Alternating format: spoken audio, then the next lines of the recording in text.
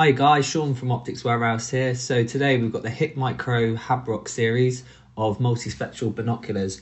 So in the top left hand side we have the HIKMICRO Habrok HQ35Ls. This is a 640 by 512 thermal sensor, the sub 20 net D.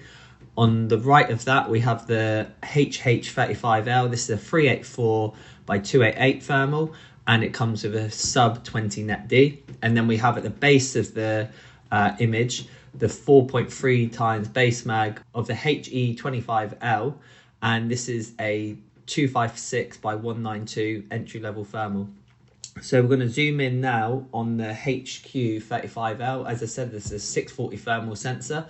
This comes with 3 times base magnification. As you can see, it's got a decent field of view and provides a very nice base mag that is really usable.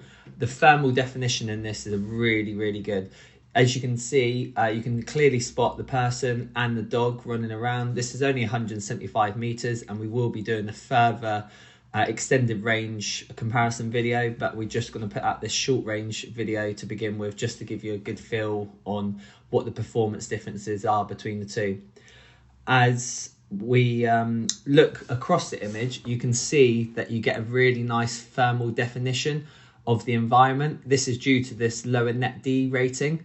As you'll move on to the other thermals, you will see that as we go down to the 384 sensor and then finally onto the 25 by 192, that definition of the environment does reduce. And this is why you're spending that little bit more money if you're wanting a clearer identification in that thermal mode. As we move on to the optical channel, it's a really decent image. As you zoom up, you do start to get a bit of pixelation, but on that base mag, it is a very clear image. As I said, when you move on to the HH35L, this is a 384 sensor. This is sort of almost the easiest way to explain it is like your standard definition tellies. The HD televisions are like the 640s, the 384s are like your standard definition. You're still getting a nice thermal performance by looking at the actual heat sources. You can clearly see the dog, which is a working cocker, and he's obviously around the fox size, and you're still getting a nice back image as well. You can still clearly see sort of the layout of the land. And as we flick onto the fusion system, again, the heat signatures are really clear and easy to spot, and you can see the ball quite well. You'll notice as we go on to the HE25L, which is the entry level thermal, that image of the ball starts to reduce. So we move now onto the optical channel. This is the same optical system as you're seeing in the HQ35L. That bit doesn't change. As we mag up, we're on the 11.5 times magnification, which again gives you a reasonable image, but the identification is just not quite there. The performance of the identification is just not as great as you'll see on this 4K, which we've now got on the screen. We're magging up on the thermal mode here. This is obviously white hot. As you increase the magnification on the thermal mode on this 256 entry level thermal, you will start to see, you really do get some pixelation. You can pick up the heat sources, but the definition of the backdrop becomes really hard to identify. As you come back out to the base mag of the 4.3, you get the ability to spot the heat source. As we said, it's 175 meters away, and I think even out to about 200 to 250, you'll still be able to spot the heat source as well. So this is a really nice unit for £1,200 retail. If you're using it for deer stalking or shorter range foxing, you've got a really good complete thermal system that comes with a laser rangefinder, an optical channel, a night vision channel, and the thermal system of a 256 by 192. With that sub 35 net D, you do see less of the definition in the background, but this is where the 4K really comes into its own. You get a really nice vivid picture with this optical channel. As you can see, you can spot the leaves in the background. I am adjusting the focus slightly, but you can really see a nice performance. And this is why that 4K was designed. It was designed to spot with the thermal to distinguish there's a heat source there, and then be able to switch on to the optical system to clearly identify your target. We've now moved on to a bit of a shorter range. Again, we got all 3 thermals in view. Top left was a HQ35L, which we've magged right up to 22.7 times. We've got the HH35L on the right hand side, and at the base again we've got the Habrock 4K.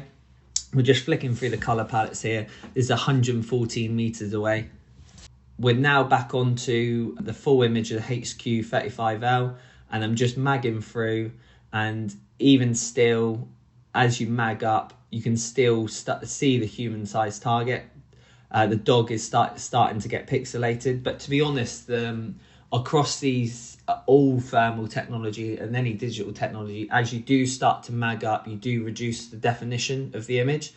One of the main things you can do is, if you really want to magnify your image up, is take a look at the higher resolution sensors above the 640s, but then you are moving up another price tag.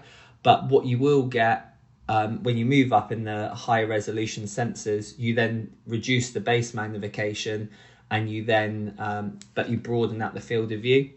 We then go on to HH35L. One of the main things you'll notice is that extra 1x base magnification does make a difference to the field of view. So personally, if I was purchasing a pair of the Habrocks, if I was looking for the best thermal performance, that HQ35L with a 3x mag is sort of the best of both worlds between the magnification and the field of view. As you start at that 4x, I feel you just lose that little bit of the field of view. But if you are looking at longer distances, as you can see the houses there in the background, you are still getting a good thermal performance. So if your fields are long and narrow, this HH35L for just under 2,300 is still a really good buy, as you do get that ability to identify your targets clearly. Now we're on to the Habrock 4Ks. The Habrock 4Ks, as you would have seen, have a 4.3x base magnification. The Habrock 4Ks were designed as an entry-level system. So what they've managed to get round is, even though they're using the same sensor as they use in the 10mm Lynx, they've used it with a 25mm focal length. So that's actually really improved the performance. And I was actually quite pleased at how good that performance was out of that HE25L at extended ranges. I'd be quite happily able to use these out to a couple hundred meters to spot a fox, and then be able to switch between the day channel or the night channel, because even at night the performance is incredibly good, especially with that IR torch. So if you're looking for a device to spot deer, foxes out to a couple hundred meters, the Habrock at £1,200, the HE25L will be able to do this. You just won't be able to clearly identify. So the one thing we will say is it can spot out to those extended ranges and pick up the heat sources, but that clear identification is going to be needed from your night vision unit. This is the HQ35L with a 3x base mag. As you can see, really nice field of view. This is the main thing that stands out straight away when you're comparing all of them, is how wide that field of view is compared to the HH35L and the 4K. You also can really see the definition distance here.